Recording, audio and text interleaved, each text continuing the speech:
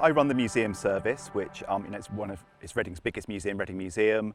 We get over 110,000 visitors a year, and we've got really amazing collections that tell the story of Reading and its culture, from including what we're studying now, Reading Abbey, which is our most important historic site, and the museum is also responsible for this site as well. And currently we're engaged in plans for the restoration of this amazing medieval monastic site, which is not just a bit of local history, this is international European history. It's one of the most important medieval abbeys in Europe.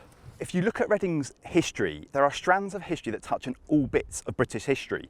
Just next to me is Reading Prison. Well, everyone's heard of Oscar Wilde, that's where he's imprisoned, the Ballad of Reading Gaol.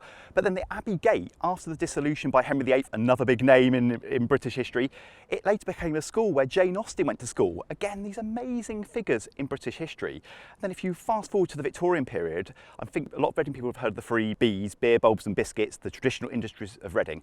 And those things like Huntley and Palmer's biscuits, they went around the world. They were the biggest biscuit manufacturer in the world. The heritage is inextricably linked to Reading and its identity and why it's here today. Biscuit tins were actually invented here in Reading by Huntley, Ball and Stevens, and now we have them on display in the museum, and you can come see hundreds of them on display, and they're beautiful. The reason why Reading was important in the medieval period or the 19th century is exactly the same why it's important today. We've got a fantastic location and we serve the world.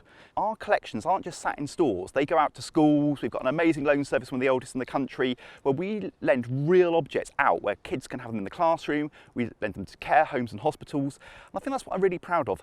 Our collections are Reading's collections, the people of Reading's collections, and that's what we do really well, and actually we're recognised nationally for what we do on that. And that's something that Reading Museum really does. We're part of the community. People are just everything in Reading, and that's what we reflect. There is such a diversity of people involved in the arts. The museum is sort of the world in Reading. It's a mini British museum here in the heart of Reading, reflecting Reading's place in the world.